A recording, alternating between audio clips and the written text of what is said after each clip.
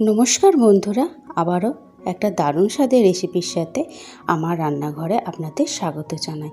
আজকে তৈরি করব একটা নিরামিষ রেসিপি, সেটা পটল দিয়ে।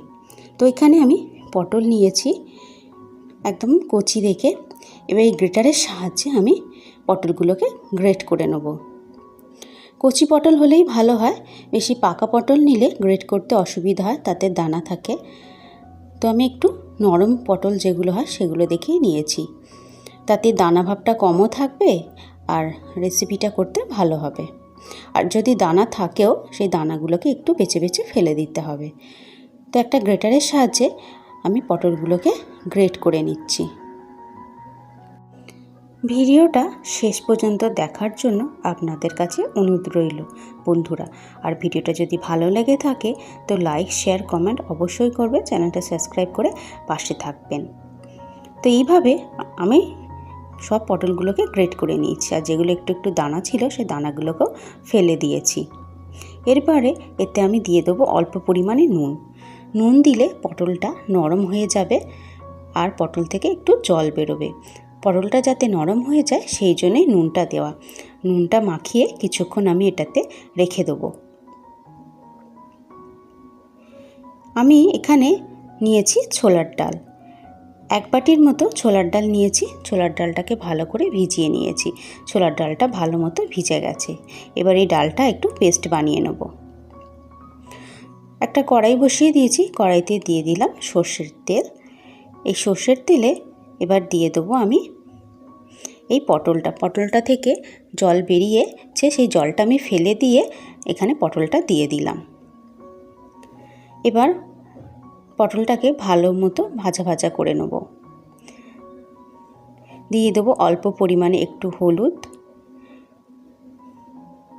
আর দেবো অল্প পরিমাণে একটু কালো জিরে। হলুদ আর কালো জিরে দিয়ে আবারও কিছুক্ষণ এটাকে ভালো মতো ভাজা ভাজা করে নেব, যাতে পটলের কাঁচা গন্ধটা না থাকে। একটু ভাজা ভাজা হয়ে গেলে যে ছোলার ডালটা বেটে রেখেছিলাম সেই ছোলার ডালটা এতে দিয়ে দেবো অল্প পরিমাণে একটু নুন। এবার এই ডালটাকেও ভালো করে ভেজে নেব পটলের সাথে। গ্যাসের ফ্লেমটা কম করে রেখে এইটা আমি করছি। তো 5 থেকে 7 মিনিট এটাকে আমি ভালো মতো ভেজে কাঁচা ডালের গন্ধটাকে নেড়ে নেব। এটা যখন একদম শুকনো হয়ে যাবে, এটা একদম শুকনো হয়ে গেছে, দিয়ে দেবো অল্প পরিমাণে একটু চিনি। দেখুন বন্ধুরা, এটা একদম শুকনো হয়ে গেছে, মানে ডালের কাঁচা গন্ধটাও চলে গেছে আর পটলের কাঁচা গন্ধটাও চলে গেছে। এবার এটাকে নামিয়ে নেব। নিয়ে নিয়েছি একটা থালাতে একটু তেল মাখিয়ে নিয়েছি। সেই থালাতে এবার এই মাখটা, যে মিশ্রণটা তৈরি করেছি, সেটা এবার ঢেলে নেব। ঢেলে নিয়ে এটাকে একটু এক সাইডে জড়ো করে দেবো, কেন এটাকে আমি পিস পিস করে কাটবো, তাই এটাকে একটু জড়ো করব। আর গরম অবস্থাতেই এটা করতে হবে, ঠান্ডা হয়ে গেলে এটা হবে না। তো আস্তে আস্তে এটাকে আমি সেট করে নিয়েছি, নিয়ে একটু ঠান্ডা করে নিয়েছি। আধ ঘন্টা পর এটা একদম ঠান্ডা হয়ে গেছে।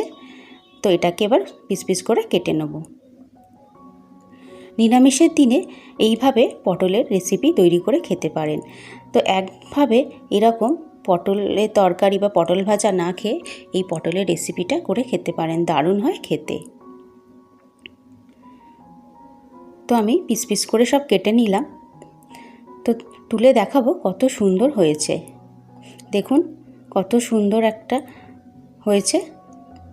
এবার এইগুলোকে হালকা তেলে একটু ভেজে নেব। একটা একটা করে বার করে নেব, নিয়ে একটু হালকা তেলে এটাকে ভেজে নেব। এটা পটলের ধোকাও বলতে পারেন বা পটলের একটা নতুন রেসিপিও বলতে পারেন। তো পটলগুলোকে আমি ভেজে নিয়েছি, মানে পটলের যে ধোকাগুলো তৈরি করেছিলাম সেগুলো ভেজে নিয়েছি। সেই কড়াইতে অল্প পরিমাণে একটু তেল দিয়ে দিলাম একটু জিরে ফোড়ন, শুকনো লঙ্কা ফোড়ন আর একটু আদাটা দিয়ে একটু ভেজে নিয়ে এখানে টমেটো একটা পেস্ট বানিয়েছিলাম, 2টো টমেটো দিয়ে সেটা দিয়ে দিলাম আন্দাজ মতো লঙ্কার গুঁড়ো, হলুদ গুঁড়ো আর অল্প পরিমাণে একটু জিরের গুঁড়ো দিয়ে মশলাটা একটু ভাজা ভাজা করে নিলাম। দিয়ে দিলাম অল্প পরিমাণে নুন আর চিনি। এবার মশলাটাকে ভালো করে কষিয়ে নেব। কষানো হয়ে গেলে মশলা থেকে যখন তেল ছেড়ে দেবে দিয়ে দেবো অল্প পরিমাণে জল। খুব জল দেবো না, অল্প পরিমাণে জল দিয়েই যে ধোকাগুলো ভেজে রেখেছিলাম পটলের সেগুলো দিয়ে দেবো। দেখুন এগুলো আমি হালকা করে একটু ভেজে নিয়েছি, সেগুলোই দিয়ে দিলাম। তো এটাকে 5 থেকে 7 মিনিট একটু ফুটিয়ে নেব। 5 থেকে 7 মিনিট গ্যাসের ফ্লেমটা হাই করে রেখে এটাকে ফুটিয়ে নেব, নিয়ে উল্টে পাল্টে দেবো যাতে এগুলোর ভেতরে একটু মশলা ঢুকে যায়।